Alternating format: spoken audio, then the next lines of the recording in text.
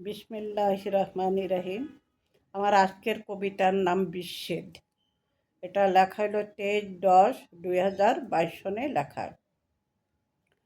তুমি কি শুনিতে পাও আমার অশ্রু, সজল নিঃশব্দের বোবা কান্না, স্বপ্ন পাহাড় সমান হতাশা, আশা নিরাশার অব্যক্ত যন্ত্রণার দীর্ঘশ্বাস,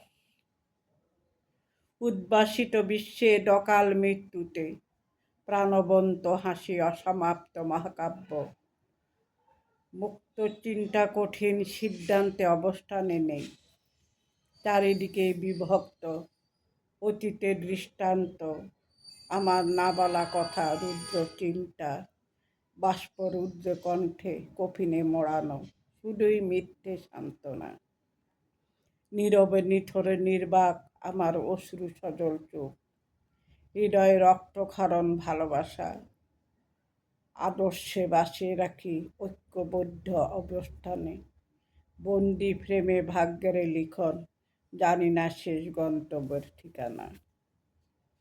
আমার দ্বিতীয় কবিতাটির নাম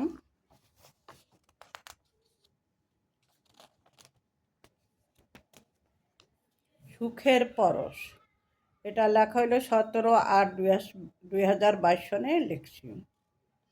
দিগন্ত জুড়ে শরতের স্নিগ্ধতা, নীল আকাশে নির্জন শুভ্র মেঘের ঘন ঘটা, হঠাৎ তপ্ত রোদের আলোয় বেদনার ধ্বনি শুনিতে পাই, অসহায় মানুষ নিঃস্ব হওয়ার দ্বার প্রান্তে, চারিদিকে অপকর্ম লিপ্ত, তীব্র হচ্ছে অভাব অনটন,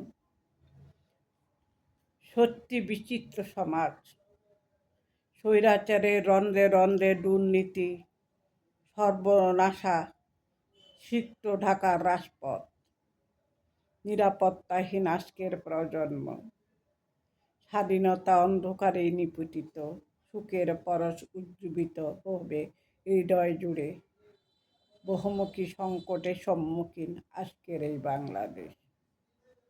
আমার কবিতাটি যদি আপনাদের ভালো লাগে অবশ্যই সাবস্ক্রাইব করে আমার পাশে থাকবেন এবং লাইক কমেন্ট এবং শেয়ার করে দিবেন।